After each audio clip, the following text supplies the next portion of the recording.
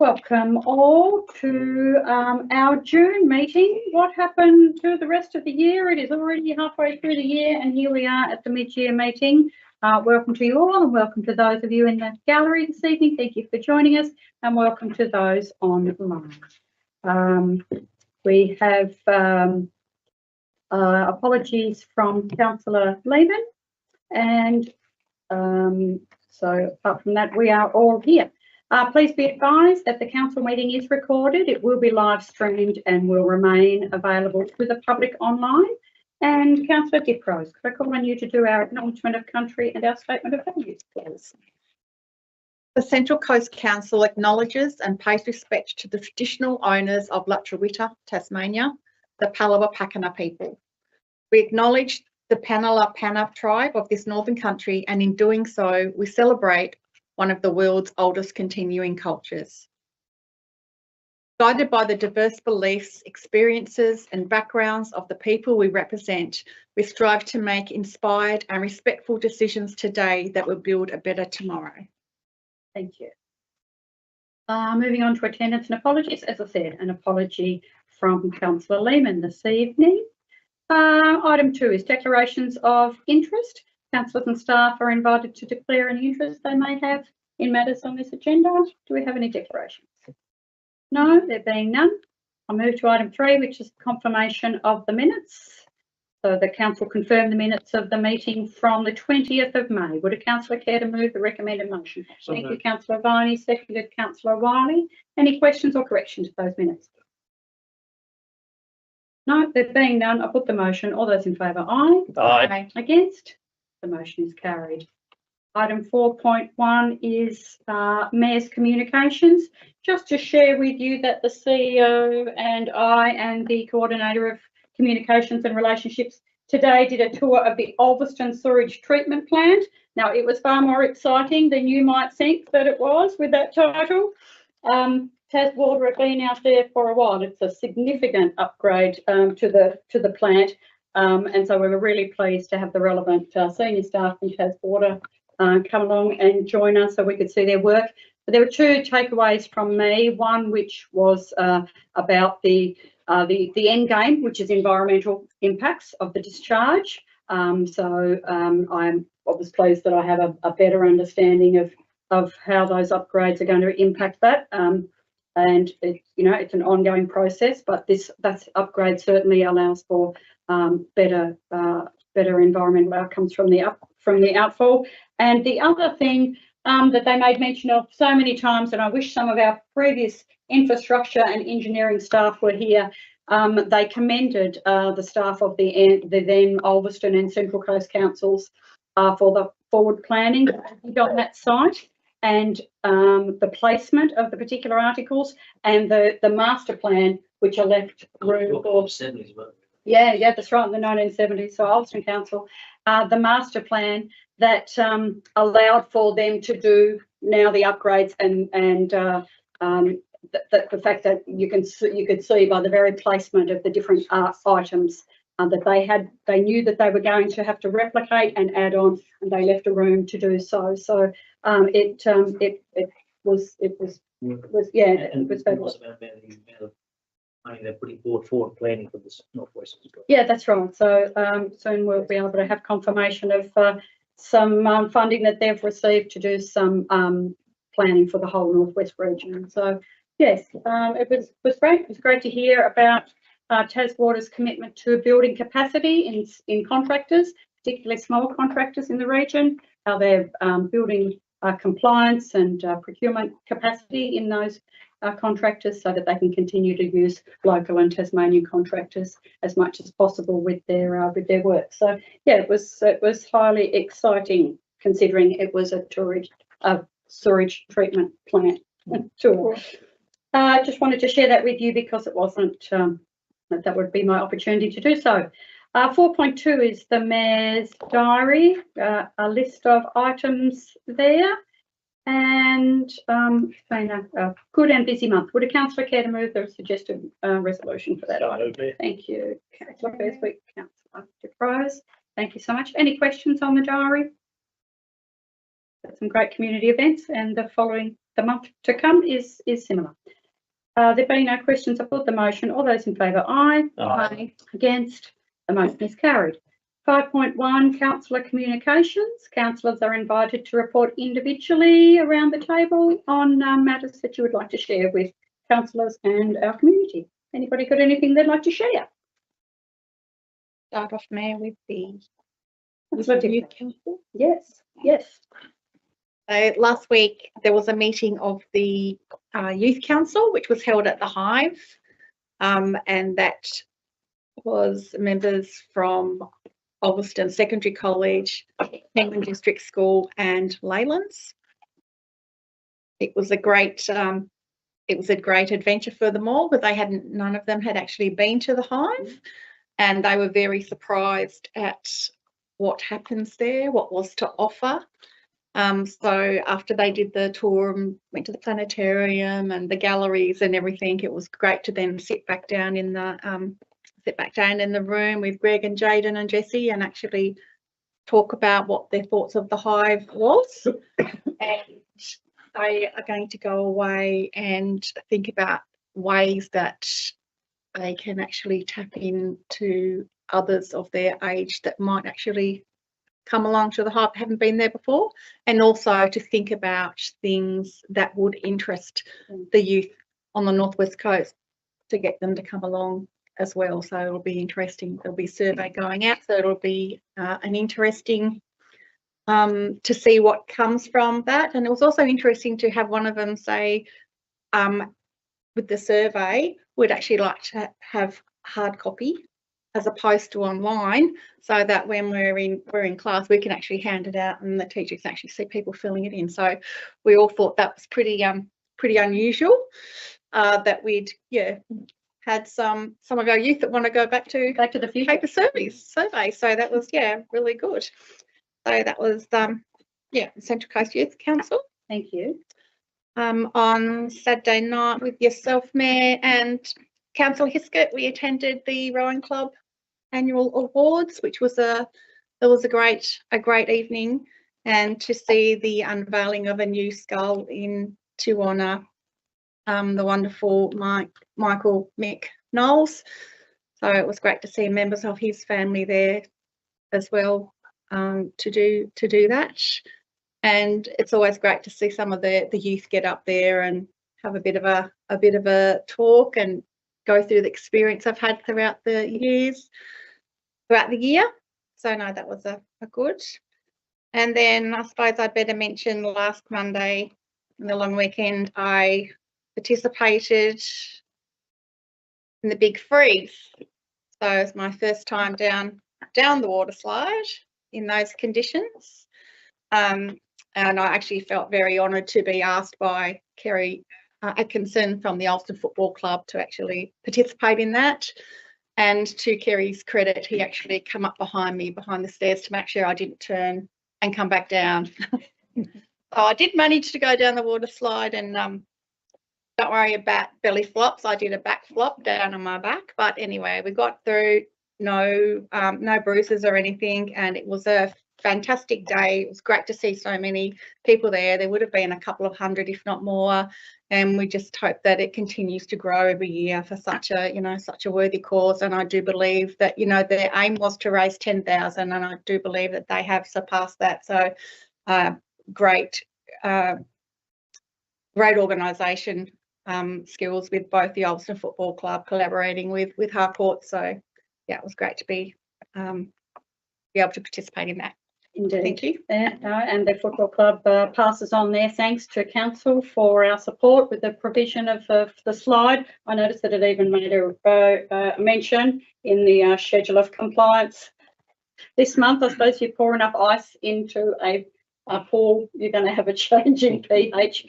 But no, it was very good. And just on that, so congratulations to them all, and a gift to the CEO, who might consider going down the slide with you next year, Councillor Diprose. You never know, but there's a big pair of Big Freeze socks. We know there's a Queenslander you'll find in the Tasmanian winter, a little chilly. So we thought we'd. That's okay.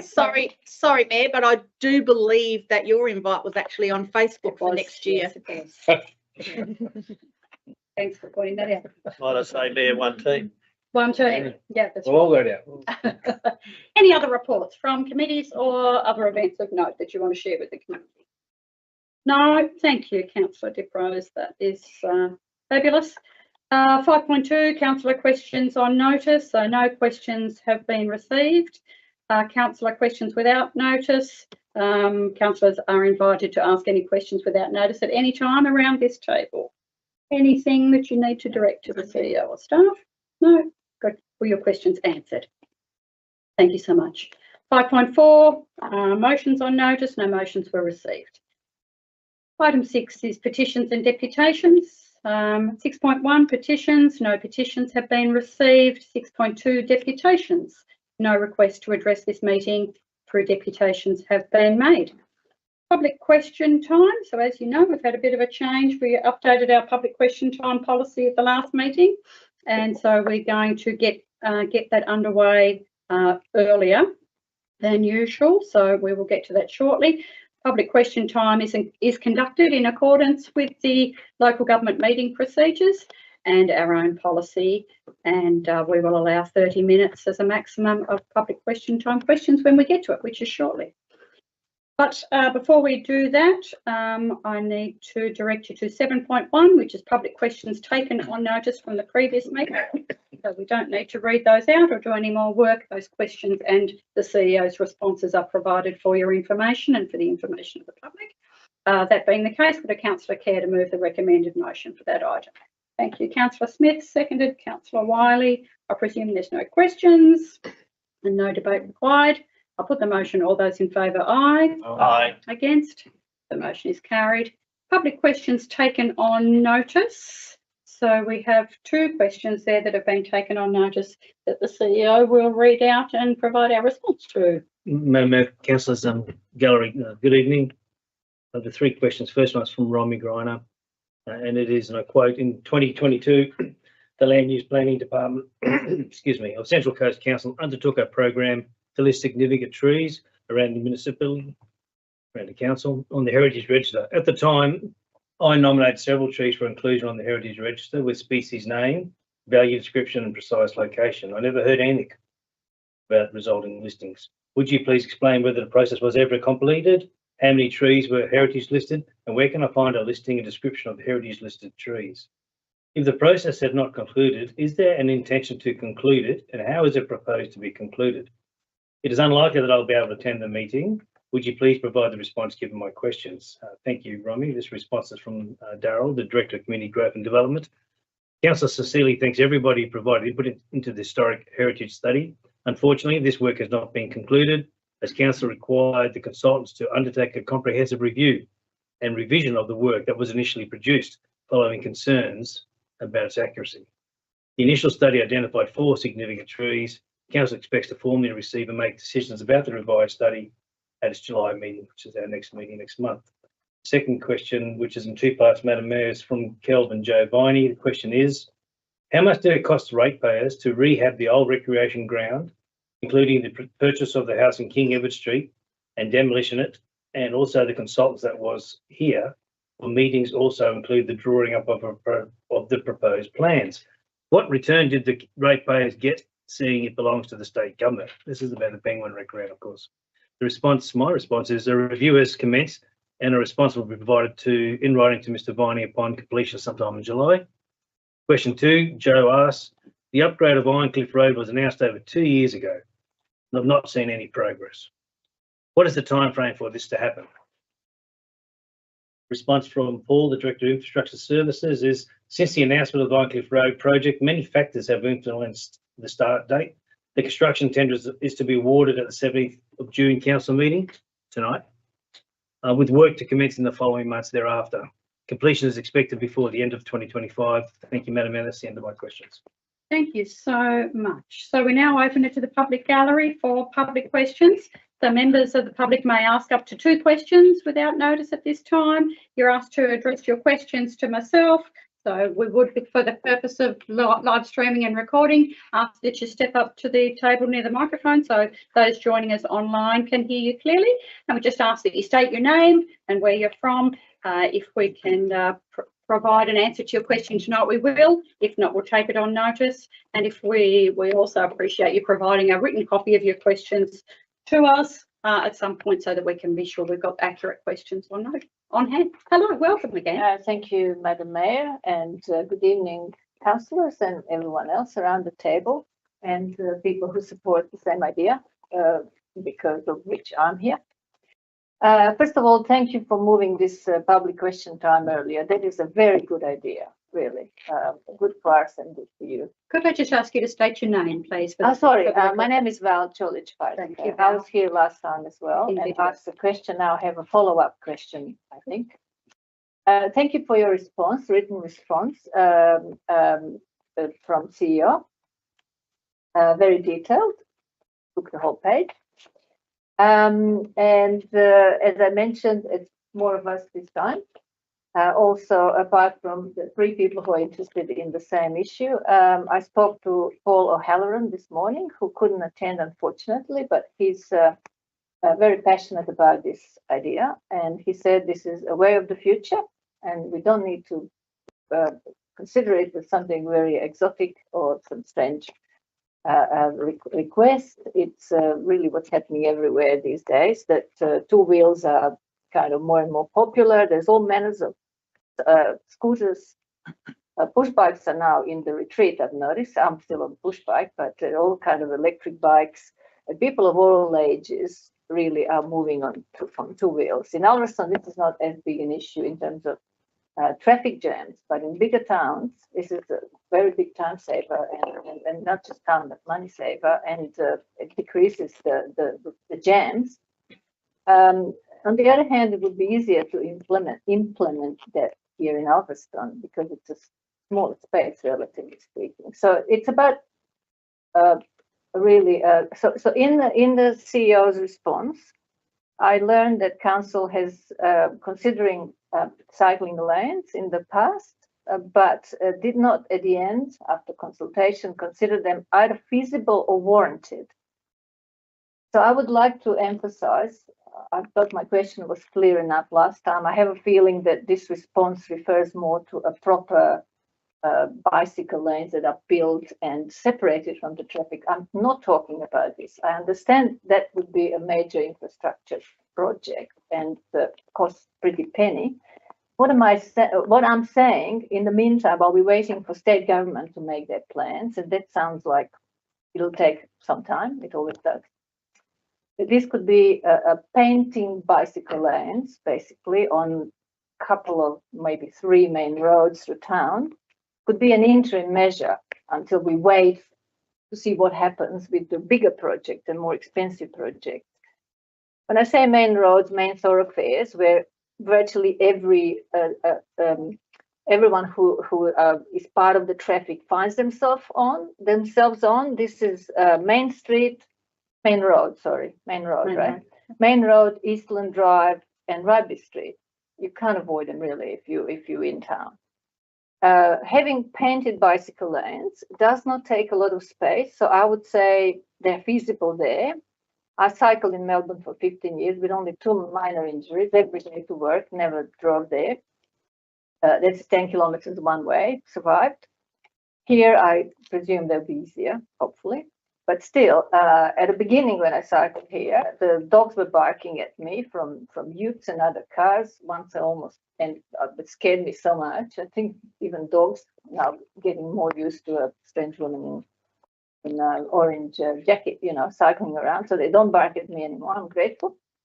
But I can see that the town is not typical cycling town, let's say, but this could be promoted, or I think that's to everyone's advantage.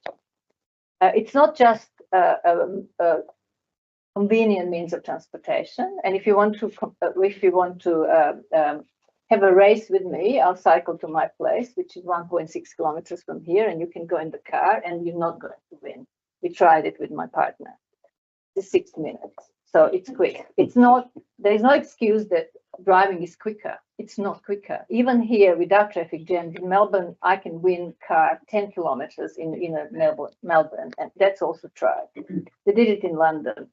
bicycle one over boat, car and public transport. So Val, just to bring us Yes. to a conclusion. Yes, I won't be too long. You're right.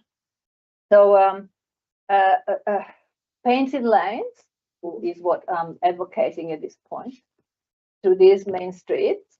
Maybe dedicated bicycle path, bicycle way to go through town. Maybe, I don't know, John Street, for example, I often use from East Ulverstone to centre of town. Something like that. A few signs would be enough to give all participants in the traffic, drivers predominantly, a kind of hint that cyclists do exist.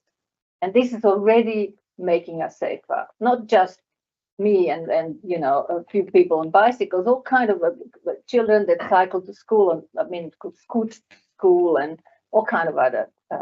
Plus, cycling obviously has other benefits, and one is a health benefit. We are, I mean, it's the cost of health, you know, all kind of diseases created by sedentary lifestyle are, you know, costing staggering amounts to our health system.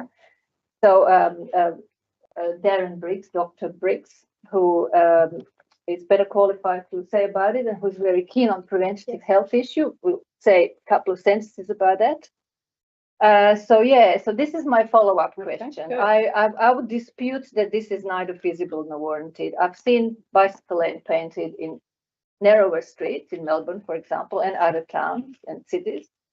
And they generally are sufficient in width. If there are 2 lanes of traffic, meaning one is usually used for parking, one for actual cars, that is enough, because bicycle lane is at the same time doubles as car parking lane, which is not ideal, but it's better than nothing, a lot better than nothing. Can I seek a response from the CEO about your thoughts then in relation to the request for painted lines, painted lanes? Is that what Yeah, the question as is? I said, my impression is that I got a response about Yes. proper infrastructure rather than this. And this is much simpler. What I'm asking as an, say, interim measure would be very valuable, even as that. Thank you. No, So thank you. It's No, a no, little so bit no. longer than I No, that's good. And that's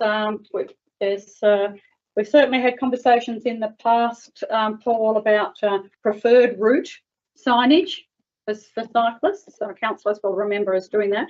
How we'd identified what a preferred route for us and help educate people about that. That's the way to go. But CEO, what would your thoughts be? Quite interesting concept. I think that's something we may consider, and I'll take that on notice and respond. Maybe even catch up with you at another time to discuss it further, your experiences overseas or in Australia anyway. Yes. We had a cycling, did we develop a cycling strategy, or was that an action that was not realised?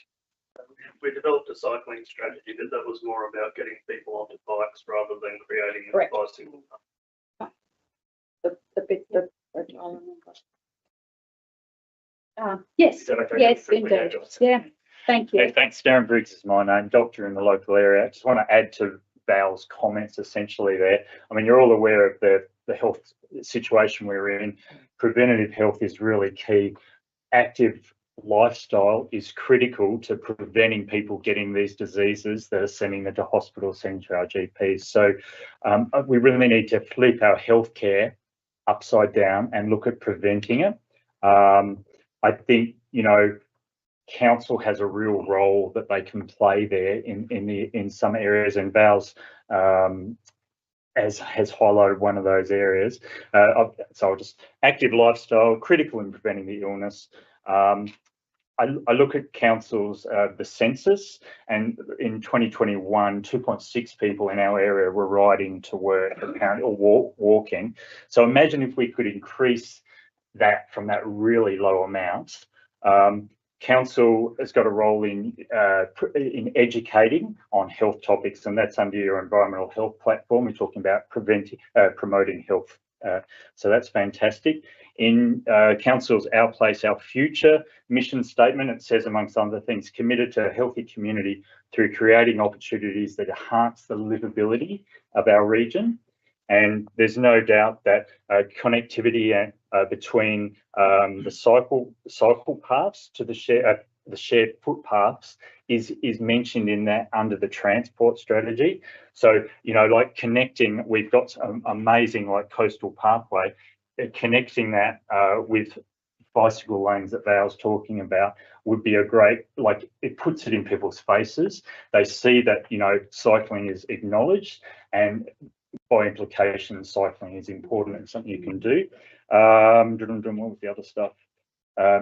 Yeah, look, I just asked council to consider that active transport is so critical. It improves our health, it improves the livability of our towns, and promotes and shows that we acknowledge the cycling routes that council also has on their your website, you know, which talks about using the footpaths, the shared paths, coastal pathway, and the roads. So make those roads that are encouraged in the cycling route that's part of our economy, make it obvious, I guess, is what we're asking. That'd be great. Thanks. Thank you so much. And there's a piece of regional work taking place, isn't there, about the, what do we call it, the spine and spokes, maybe that's what it was. Yes. So that regional planning, you know, trying to be guided on a regional level through the Greater Coast Authority about, well, there's the spine, and now how do we, each individual council, find those links back into the townships. So some really useful suggestions, and we appreciate your passion.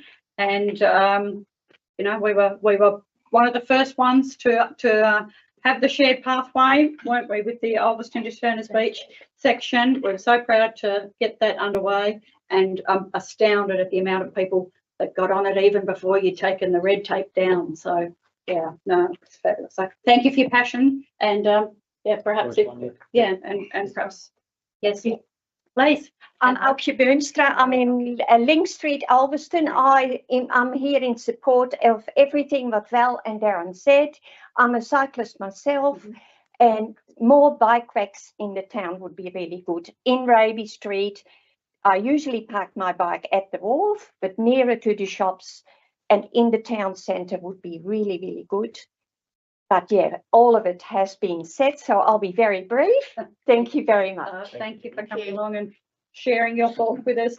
Can I just add one thing that I've got to say? As a conclusion to my question, could the council provide a quote on what would this cost? So paint a bicycle lane and a couple of those little bicycle symbols along the main road, the length of main road, which is about 1 or 2 k's, a bit more, along Eastland Drive and Raby Street, and maybe if we have a preferred bicycle path, maybe if we go a little bit somewhere else. Yeah. Okay. Plus, yeah, and what Aukje just mentioned, it reminded me also, I wanted to mention, second time I'm coming to a council meeting and I have to tie my bike to the railing of your ramp. Yes. So it would be also nice to see at least one bicycle parking, because there are people coming here to work and maybe someone even needs it on a regular basis. But that is not, again, a huge expense. No, I understand we all strive for cash. Mayor, we'll take that on board, and we also be cognizant that the cost will just not be related to a bit of paint. Okay. Thank you for sharing and your passion and ideas, and please keep doing it and stay in contact with us. We appreciate that. Other questions from the gallery, please. Council, Mike Haney, Ulverstone. Hi, Michael. Thank you very much for having me this evening on this cold evening. I'd like to thank you for so many of the councillors who turned up to the meeting we had over at the Sports Centre. I think it might have been a week or a fortnight ago that was being held in relation to the needs of the disabled community of the Central Coast. And it was so good to be able to point out to those of them who attended, and it surprised quite a few of them just what the needs were. The one I mentioned to Mike first off was the problem that so many of us, not only on the Central Coast where lifts are being used, but so many other places, they don't give enough time for people especially in using walking frames or with scooters or wheelchairs, to get it to move from one point to get into the lift and to then come out, because those doors are too quickly operating in opening and closing, and they need to be reset with the amount of time given people such as us to use, just as equally as normal people would.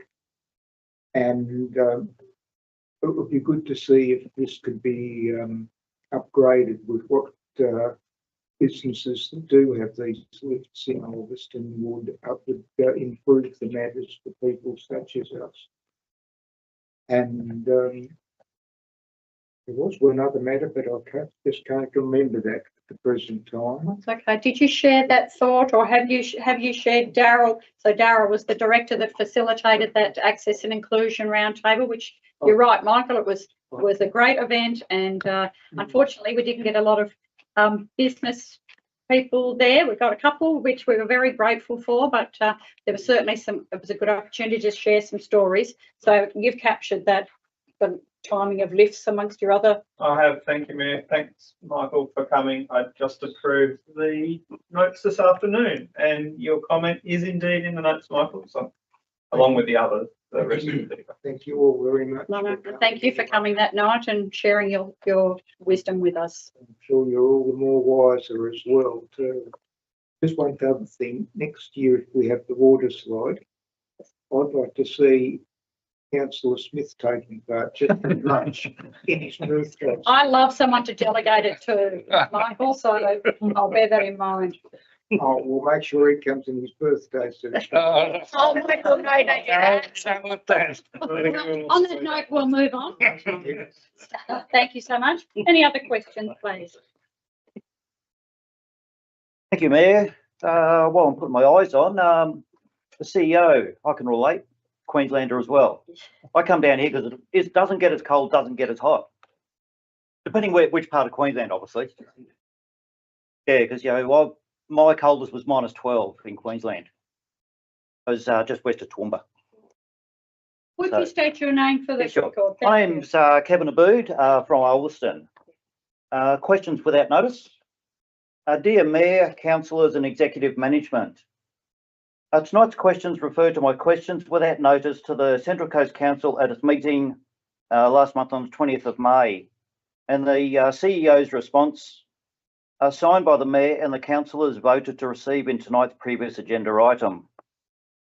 As with the answers and response given to these previous questions, one now has comprehension that mayors, councillors and executive are not directors, or as the ratepayers are not shareholders of the Central Coast body corporate or corporation.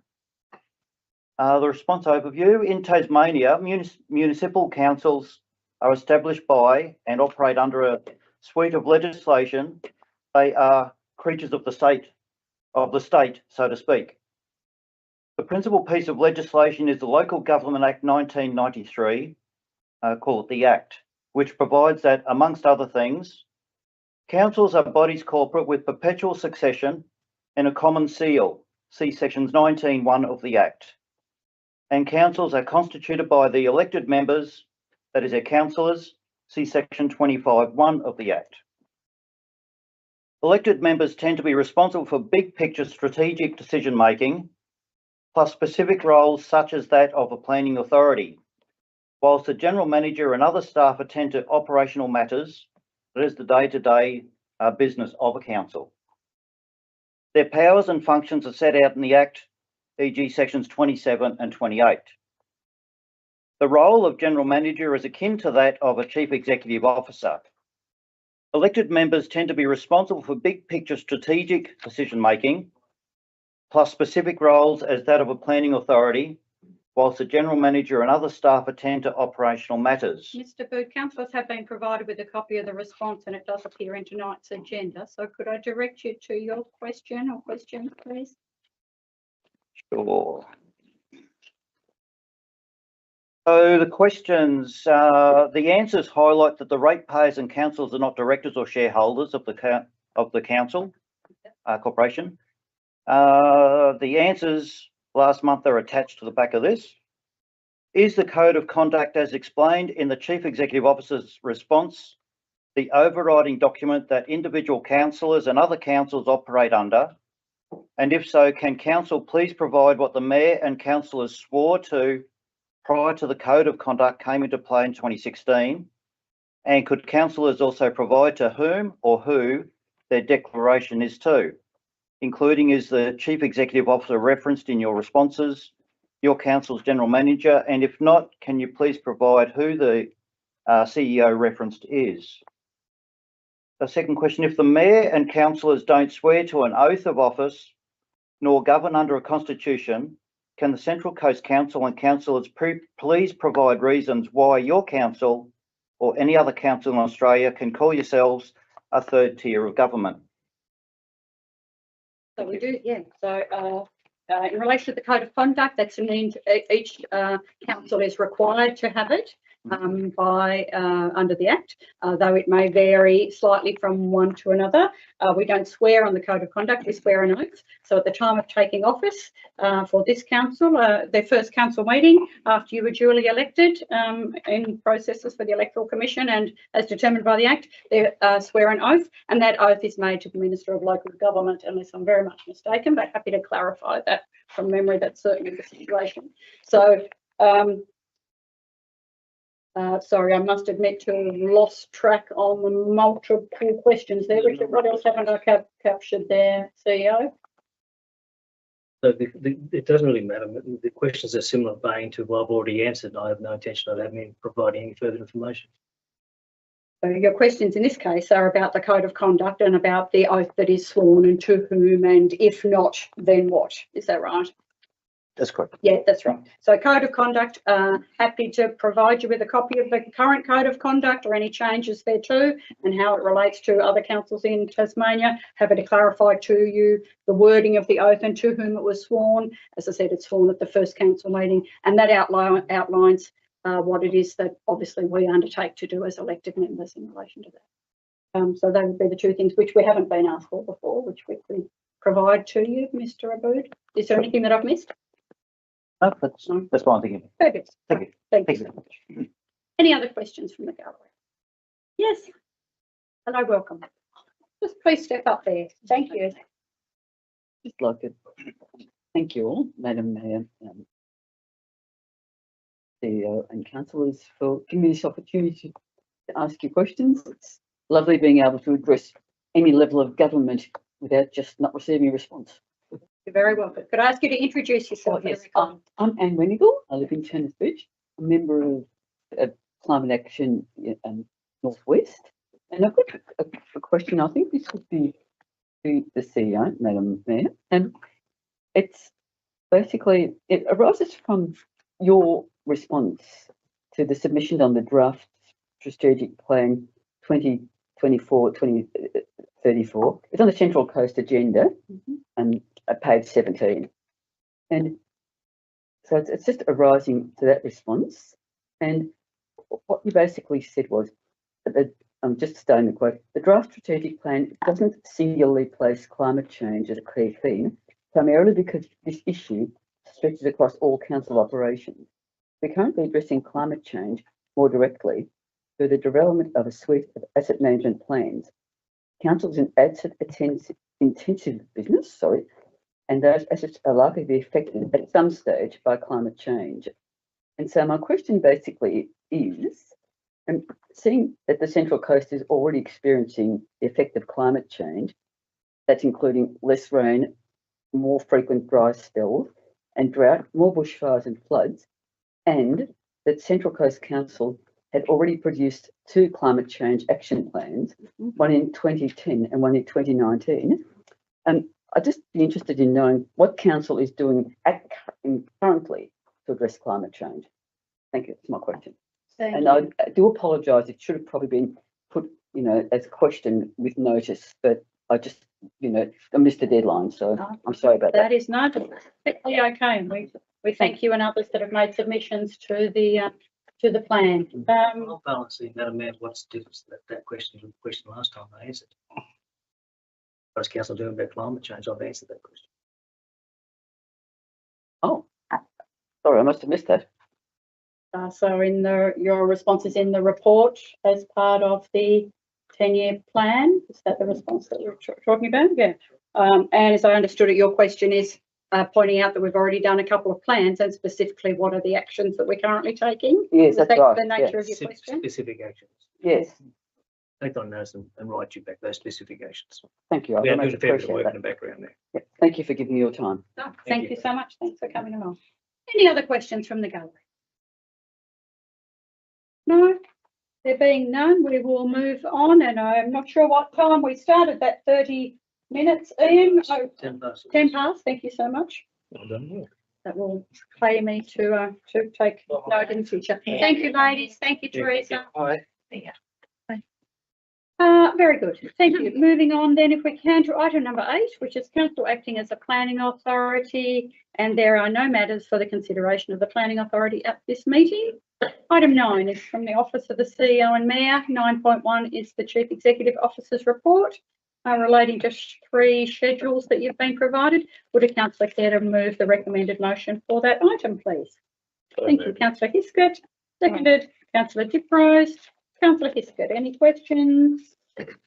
No, just another clear document with good to read, see where we're heading as a council, especially the cultural development plan and roadmap to organisational excellence. I continue to enjoy seeing this comment and the improvement and continuous improvement in that area. Thank you. Thank you. Any other statement or questions? No, in that case, I'll put the motion. All those in favour, aye. Aye. Against? Motion is carried. 9.2 is the Our Place, Our Future, the strategic plan for 2024 to 34, which we just discussed with Anne. You've been provided with a copy of that, both the plan and the public submissions that were provided. Would a councillor care to move the suggested motion for that item? Thank you, councillor Beswick. Seconded, councillor Hiskett. Councillor Beswick, do you wish to speak to the 10-year strategic plan, please? Yeah, just briefly, Mayor. We've workshopped this quite a bit, and I thank the staff for all the great work that they've done, and thank the community for the feedback that we've received with that document. Like every plan, they're always a work in progress, and there has to be a bit of weaving sometimes, and things do change. And 10 years is a long time to lock things in, because things do change a lot in that time. So send that to the meeting and the community as a start for the next 10 years. Thank you. Other speakers, please. Councillor Hiskett. Yeah, just to reiterate that, I think there was certain themes that came through which have been captured quite well. We received the full data set of the initial survey that went out, and I think that what the staff have done to capture that in a 12-page document has been extraordinary, because there's nothing really missing. Acknowledging the comments that we received in the when we sent it back out for more consultation, but as discussed by the CEO's comments, I think that I do feel strongly that climate change is an action that the council are continuing to participate in. Some of the stormwater, the coastal erosion, the things like that we're participating in, and endeavouring to do that. We think about 2 years ago we adopted a strategy there, which we've been slowly working our way through. So it'll be good to see the answer to the question on that one. But yeah, no, I think the document really it's a striving document for what our future needs to look like, and it obviously can't be too specific, as to Councillor Beswick's point that 10 years is too long to be specific. It needs to be overarching strategy. So that's what's been produced. So thank you. Thank you. Any other speakers, please?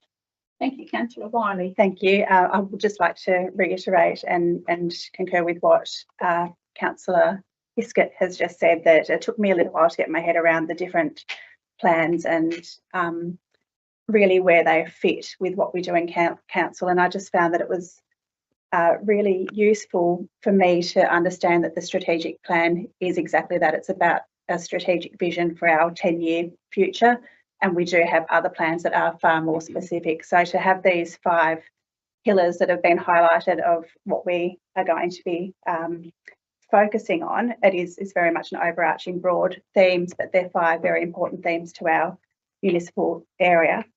And we do drill down a lot more and dive a lot deeper into it in other strategies. So I just think it's really important to understand that it is that overarching plan. And I think that it's been done really well. It's clearly set out. And thank you to the staff that put it together.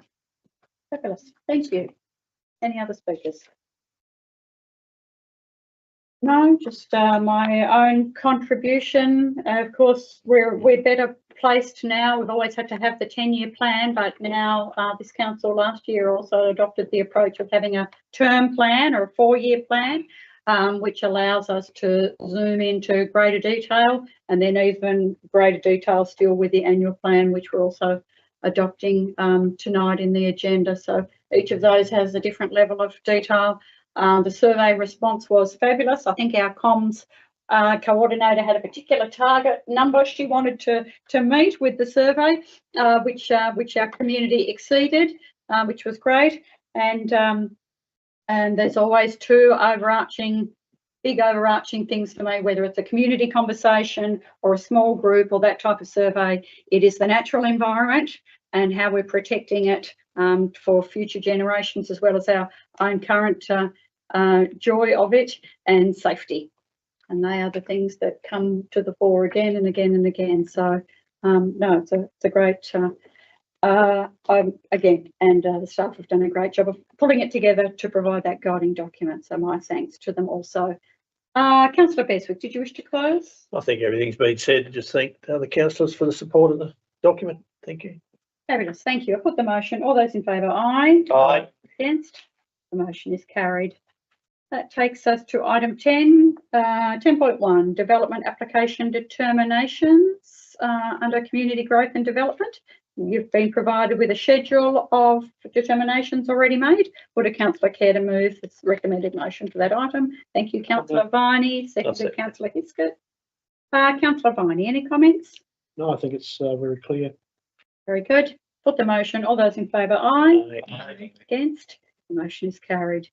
10.2, statutory determinations. Again, you've received a schedule of those. Could I have somebody move the recommended motion, please? Thank you, Councillor Heskett. Seconded, Councillor Diprose. Any questions? No, we're all good. I put the motion. All those in favour, aye. Aye. Against? The motion is carried. Takes us to corporate services. 11.1 is the financial report for this period. Would a councillor care to move the recommended motion for this item? Thank you, Councillor Viney. Seconded, Councillor Beswick. Councillor Viney, any comments on the financial report, please? I'd just like to say, as I've said for the last couple of months, that it's a very clear and concise report. It appears to be being strengthened at each month with more detail available to us councillors, and the comments that are being made within it make it very, very clear and concise to actually read, and very open and transparent at the same time.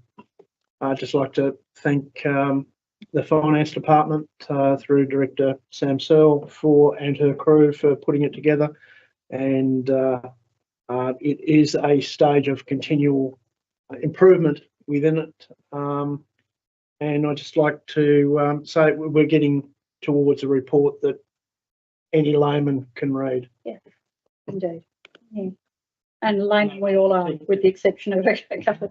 Anybody else wish to speak on the financial report?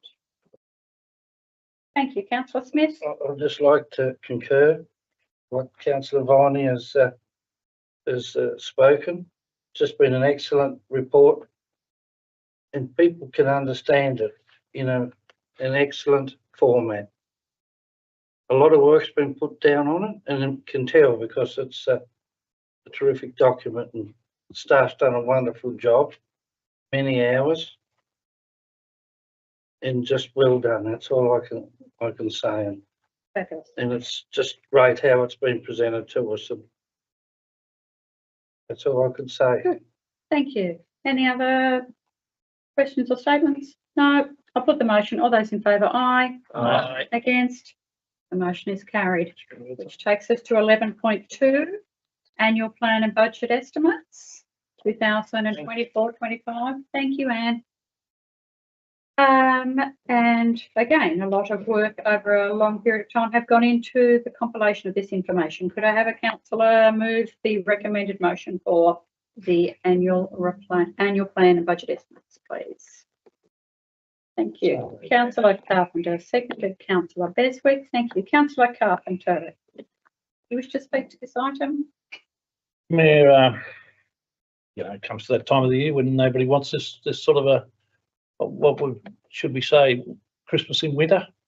It's not the present you want to receive, and it is nearly snowing outside. So, but you know, I think where the council, or not think, I know where the council's got to in the current climate, and it's resetting the budget and so forth over the last 12 months or so, brought us to reality in setting rates and going forward.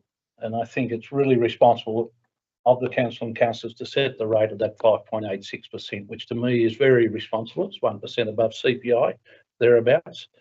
You know, and to budget for a small deficit of a bit over 200,000, I think it's extremely responsible.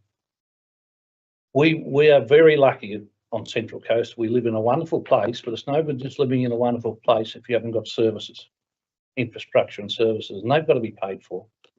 And I think if we look around, if we really do look around our place, and we heard tonight on question time about our cycling pathways, Hive, the sporting grounds and everything else that we have, it doesn't happen through nothing. People have paid for that, and it's the upkeep of that and moving forward. And so I think we're really responsible. We have a good level of service. We have a lot of wonderful parks and everything's sitting there that we just need to maintain and keep moving, you know. And with our setup going forward, with your wish going forward, there's nothing new, shiny stuff to be built. We can get back into a surplus in in a short period of time. The other thing I'd like to make note of, apart from, you know, when we have growth in our municipality, we've basically got to fund that because we're not getting a lot of increases in our FAGS grants and everything else out of the federal or state, out of our other grants. So ratepayers do fund a lot more now than what they used to in the past. So I think it's responsible. I think the waste levy is basically self-explanatory. There's nowhere to go on that, and it's got to cover costs, and you know, we've got a little bit in the kitty. The waste levy going up, you know, is there for people to see, and we know the reasons why that is there. So we've got to pay for that service. So I do thank the staff for the document and the work they put into this, and the consultation with councillors over the last month, a couple of months on this sort of going through all this and the fees and charges and so forth, and recommend this to council. Yes, thank you so much. Any other speakers? Councillor Wiley. Thank you. So I guess we're spending a lot of time thanking staff, and it's without, it's definitely warranted with the amount of work they've been putting into everything lately, but particularly this annual plan and budget. I know they have been working tirelessly with a lot of consideration that has been put into this, and that goes for us having to make decisions as well. So, I mean, in a dream world, it would be fabulous if we could say, let's abolish rates and let's not, you know, keep everything the same, but we would be just doing that. We would be dreaming. We wouldn't be achieving anything, and burying your head in the sand is not a really great way of dealing with anything in the future. So I agree with Councillor Carpenter that we've made some really responsible decisions, and at the heart of our decisions, we are thinking about the cost of living for our residents. We're weighing up all of that. So it's about being responsible with the amount that we are increasing the rates, considering how that may affect people, but also making sure that we can meet and exceed people's expectations rather than making promises that we can't keep. So I do believe that we're on the right path with this, and I thank especially the staff for all of the work they've put into this. Thank you. Well said. Councillor Heskett. As Councillor Wiley indicated, thank the staff for their work on this, but I'd just like to particularly highlight the change that we've made to allow for quarterly payments as well. I think that is a new addition to Central Coast Council's way of doing rates, and I think it gives those of us who are less able to find that lump sum the ability to pay the rates quarterly, which will certainly ease the burden but perhaps that we've increased the rates by a certain amount, but at least now there's more time to be able to pay those rates. I just think that is worth highlighting in the discussion, the change that we made there, and thanks to the staff for facilitating that and giving us that option as well. So thank you. Thank you. Other speakers? Councillor Beswick. Yes, Mayor, I concur with all the other comments about the staff. They've done a brilliant job and thank them for that as well. As Councillor Carpenter mentioned, nobody likes to put the rates up by perhaps more than CPI. I think we've perhaps sat around this table and perhaps we could have crept them up a little bit over the last few years, which I did encourage at the time. So sometimes it comes with a catch up, because not that you necessarily need to get caught up all the time, but you can get behind, because in the end, it's not only CPI that that costs council in their expenditure. There's local government percentage increases, which generally is higher than CPI. So if we only go up by CPI, we're actually going backwards. So so if we can just eke out a little bit extra over the next couple of years, as Councillor Carpenter mentioned, we'll get back to a good position.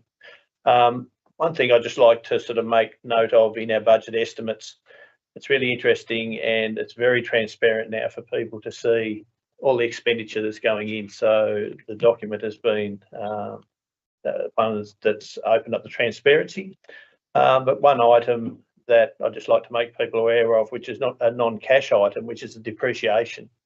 And in all the expenses of parks, as in parks and gardens, car parks, sporting facilities and everything, there's an expenditure cost, but that expenditure cost includes the non-cash item of depreciation.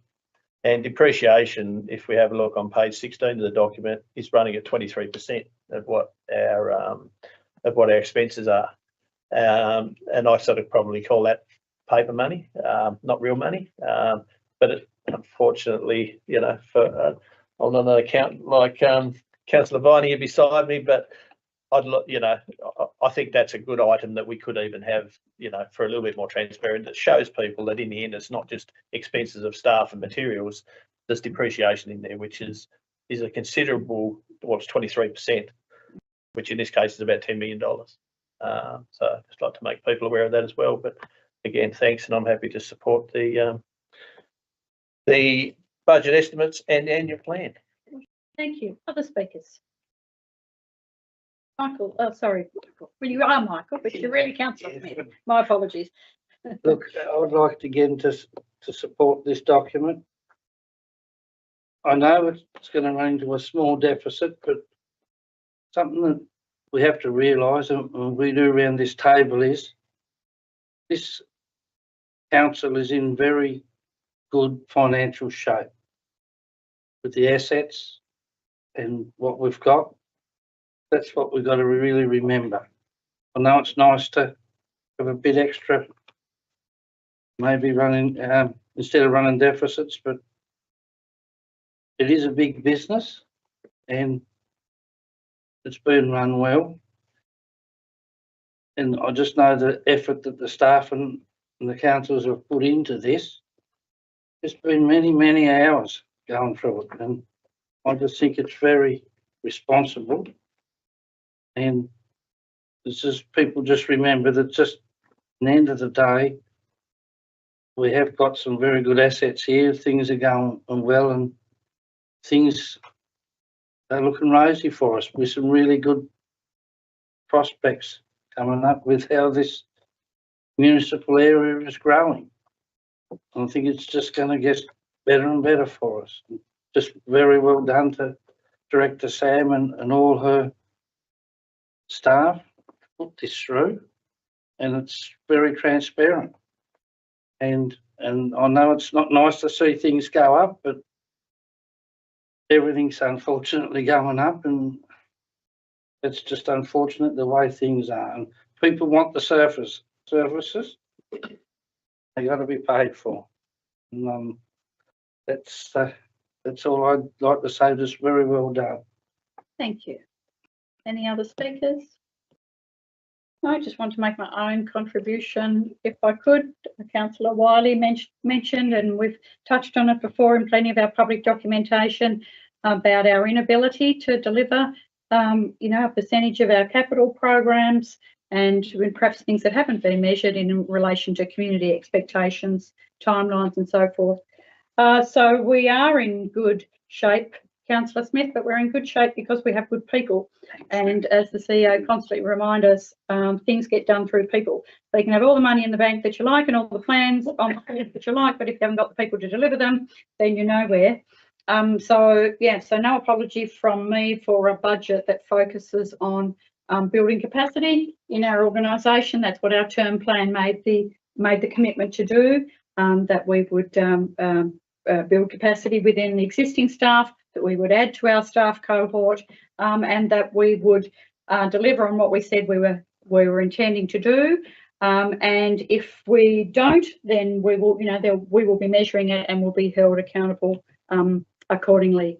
So for me, I was pleased anyone that's interested in the rates can see that we've used the variations, and we've added a variation for vacant residential land also this year, in line with our variation in our policies on rates and charges. And that should goes a little way to encouraging people that are holding vacant residential land to get on and build something on it. And I was only hearing today that we've got contractors ready to go in the state. The big building boom has wound down a little bit. So we would encourage people to build that house on that piece of residential land in Central Coast. The other thing that, thank you, Councillor Hiskett, for highlighting it as well, is the due dates, the payment options. So we've reduced the discount for early payment by a little bit, but we've introduced the instalments, which I would argue, and the evidence would show us, is perhaps what's more highly desired, or goes a longer way to help people to be able to pay them off in instalments with no penalties. And we're so accustomed to doing that now with our other service and utilities bills that I'm really pleased. I feel like that's a real a definite and positive move that we can make to help people that are struggling to pay their rates. That's the big one for me. And again, as we know, allowing your staff CEO from managerial level upwards to have time and authority to make their decisions about what it is that something costs to deliver and what they can reasonably deliver in the year, and to empower them to do that has informed this budget, and I thank you for leading your team in that process. Councillor Carpenter, would you like to close? Just a couple of things, Mayor, and congratulations all councillors on your comments, because we're all in the same boat here and we're all rowing down the same river, which is great to see at the council meeting. And as Councillor Wiley said, we haven't got our heads in the sand, but we still do recognise the cost of living, and sometimes it gets lost in the wash that it's $1.65 per week for the average resident.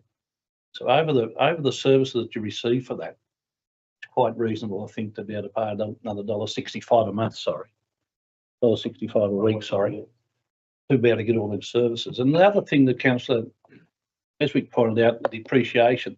Straight up, you're up for 10 mil in asset renewal or replacement. So every year that grows, and people don't realise when you build stuff, you've got to keep replacing and renewing it. And we're just not taking money for the sake of taking money. It's not that at all. And the increase in putting staff in the right places, hopefully we'll be able to do that into the future, and look forward to this coming 12 months. Excellent. Thank you so much all for your comments. I put the motion. All those in favour, aye. Aye. Against? Motion is carried. Well done all.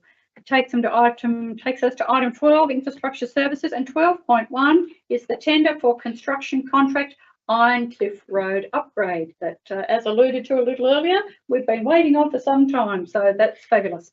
You've got a full copy of the report there and the confidential copy of the tender assessment sheets. Could I have somebody move the recommended motion for this item, please?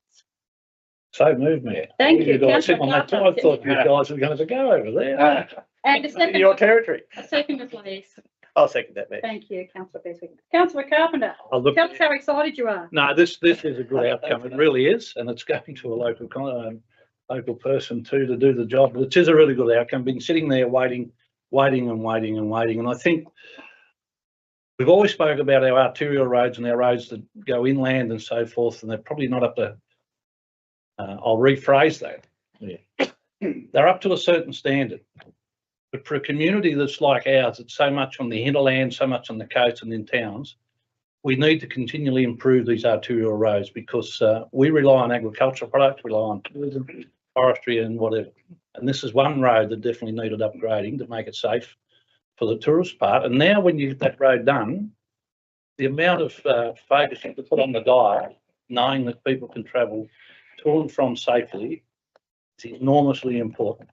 You know, we can actually, you could get visitors there in the thousands knowing that they are safe. And we have done the best thing we can to be able to make them safe. So I do thank the government, even though I had a shot at them a minute or two ago. I do thank the government for giving us this part of this, which is the biggest part of it all, to doing this, and look forward to this being started and being completed in the 12 months, and we can go further on from there, Mayor. So a great result, finally getting there. Indeed. Thank you. Other speakers, please. Councillor Beswick. Yeah, I'd just like to share the excitement of Councillor Carpenter that we're getting some of these country roads done. The best part about it for me is that where we estimated what it may cost, and the funding is there for that we've been able to get this for the initial design work at less than what the budget was. So it means that we can actually do a little bit more and improve some of the other areas. So that's the great part about it for me. And yeah, and I look forward to it coming to fruition over the next 12 months or so. Thank you. Other speakers? Councillor Hiskett. Let's go done. Indeed. Indeed. Any other speakers? No, Councillor Carpenter, anything you wish to No, add? I think, Mayor, this is a Christmas present in winter also, Sure. the other one. Real present. Real present. Very good. Right, I'll put the motion. All those in favour, aye. Aye. Against? The motion is carried. And that brings us to the closed sections of our meeting. Thank you so much, Michael and Kevin, for joining us again. And staying warm. I don't know, Kevin, haven't you got a cardigan at your place? Oh, it's in the bag. It's cool. Yeah. Thank you for joining us again. We hope to see you in the future. Take care of yourselves. Thank you, Michael. Thank you very much. Michael. for having Thank me. Yeah. Thank you.